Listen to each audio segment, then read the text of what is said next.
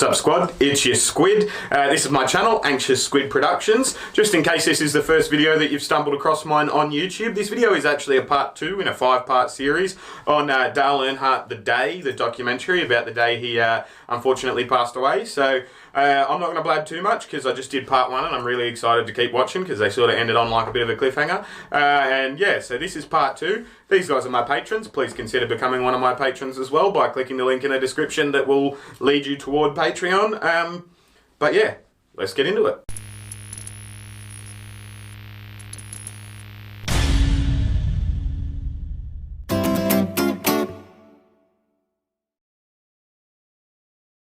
Thanks for tuning back in, guys. As a quick refresher, where we just left off, he was basically, they told us about his championship wins and stuff and how he hadn't won at Daytona for like a couple of decades and he finally got that monkey off the back, and the owner of his car was saying, you know, I reckon we could have won that year, presumably talking about the year he died. We were just as prepared that year as any other year. And we left off at the end of part 1 was where he was like, gushing over his son because his son had won a couple of cup races and stuff, and so yeah, that's where we left off. Let's get back into it, shall we? Founded on family and friends, with 3 teams starting the Daytona 500.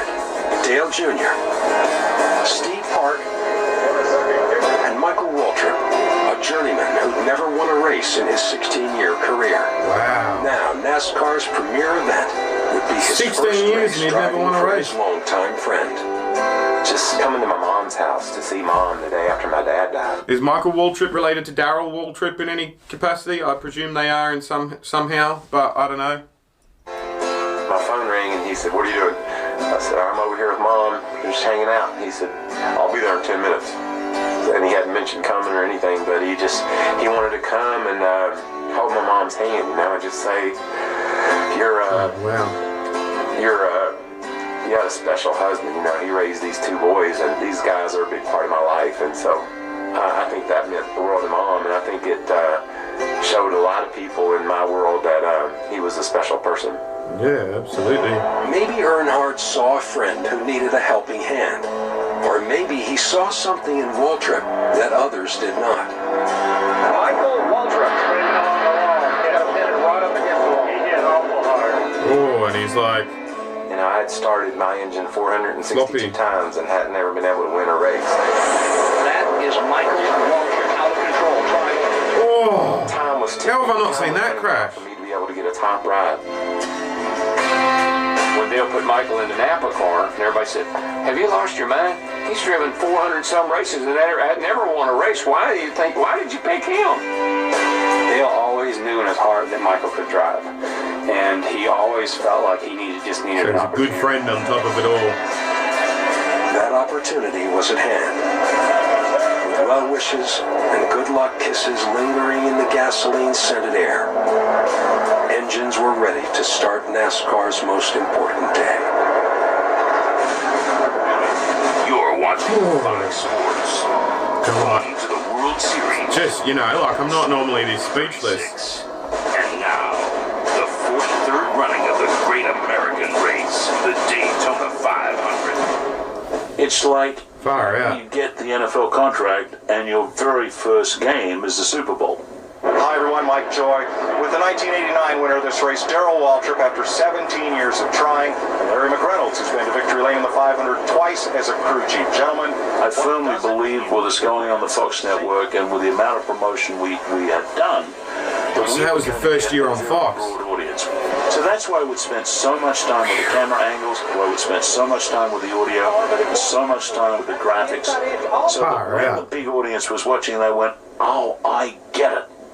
It's not just a bunch of rednecks running around a track. This is really exciting." And I kept hearing in my head Bill France Jr. saying to me, "You've got to stress this is a sport." And so we had to Absolutely, it's a lay out sport. this wonderful picture about why everyone had fallen in love with the sport and why they'd fallen in love with the sport.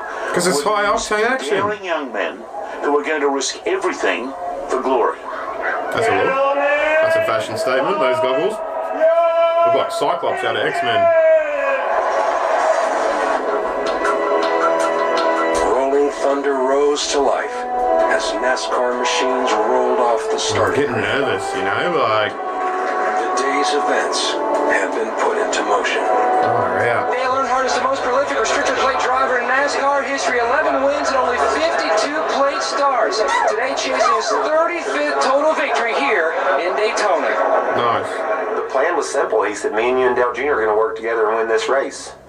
Well, it sounds great, but it doesn't sound very realistic. There's 40 other cars that are going to try to be messing that whole plan up. At Daytona, you can plan who you want to run with and who you want to draft with, and then they wave the flag. Yeah. Is in. The 43rd annual Daytona 500 is set to get underway. That's cool.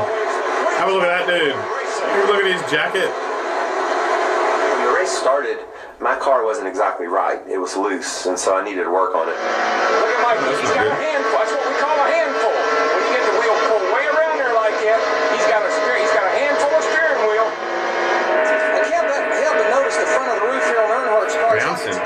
It's because Rusty Wallace, the car in front of him, with that roof flap across the roof or that roof fan, it's putting dirty air and it's making the air on Earnhardt's car mad. It don't know what to do. Oh, that's unfortunate. All right. On the inside. Under Marlin. Three gets underneath him, yeah. And he almost took the nose off Marlin's car coming back up. I believe Schrader led that lap. He did. Good man, Schrader. The first 150, 70 laps, basically, I saw him, but we really there's too many cars. We never could really get together and team up. Look at Earnhardt. Right down to the eighth. Ah, yeah. He just nudges him out of the way. I'm not going in the grass, so that means you got to get out of my fucking way. Dale and Dale Jr. got to the front in a hurry, and I kind of rode in the middle of the pack for longer than I wanted to. And the crew made some adjustments and made my car right. I could drive the heck out of it. Hey, we got talked about open mic all day, and there it is. Come on, buddy. Nice. Give me a chance to talk about you. There's one time during the course of the race that Presume that's Darrell all Waltrip four of being us like, were come on, running mate, 1, do 2, 3, something. 4. Me, Dale Jr., Steve Park, and Dale. All three of them Niagara cars up there in the lead. I've been in so many things in the last 25 laps. I wasn't thinking until the last couple laps and see what happens. You just try to position yourself up there where you're in that group and try to be able to make something happen. Or if Be close to the lead on the lead lap, on the last lap. Oh, uh-oh. Horrible crash on the back straightaway. Oh, I thought that was it. That's not the number 3 card. Not the number 3 car. I thought that was it, guys. I thought that was it. I was like, already in fucking part 2? It just seemed like this, the lid was about to bubble off of this pot here, and it just seemed like with that event, we thought maybe eliminated enough cars to make it come down to where we knew who we needed to race and how we were going to be able to accomplish this. Yeah. Far out. They're nasty crashes, aren't they? Like, you play with fire, you're going to get burned, but like, far out. A lot of good cars got taken out in that big crash. And so when the cars are stopped on the racetrack over on the back straightaway, not only are we catching our breath, but so are those guys. And at the same time, they're strategizing. We pulled to a stop on the front straightaway, and I'll be darned. I looked in my mirror, and I was leading the race. Wow. Dale and Dale Jr. were right behind me. And I thought about his plan, you know. I know he's a great race car driver and a champion, but this is crazy what he called out. Yeah. It was sort of philosophic. It was kind of strange because he got on the radio and told the crew, he says, no matter what else happens, he says, let's be thankful, because he said, we've had a great week, we've had a great race, and we're so lucky that we missed that crash. I remember him coming on there, and I can't remember if it's before or as soon as the wreck happened or during the red flag, but he said, Richard, if they don't do something to these cars, it's going to end up killing somebody. It kind of always sticks. That's one of the things I can remember, and I don't remember at what point he said that, but it was after Tony's wreck. Oh, wow. Talk about a cliffhanger. Like, so, alright, so what we learned that video was basically, oh, come on, hit the button. Don't do this to me today. There we go.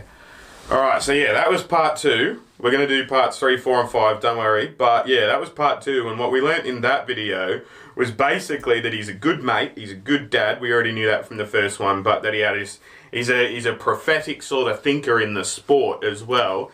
And yeah, he almost fucking called his own end in a way, you know, by saying, you know, we got to do something about these cars to his owner. You can tell the emotion in the owner of the car's voice when he talks. You know what I mean? Like I can see why people said this was going to be an emotional sort of ride. But yeah, I'm going to get into part 3 now as well. Make sure you give this video a like. Make sure you liked part 1. If you somehow watched this one without watching part 1, go and catch up and do your thing.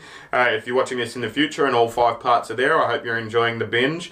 These guys are my patrons. They're awesome. Please consider becoming one. I highly doubt these videos will be allowed to be monetized because I've sworn a lot, but who knows? We'll see. It's a bit hit and miss with the swearing on YouTube these days. But yeah, I'm going to get into part 3. So I'll see you guys when I look at you. You'll see me when you look at me.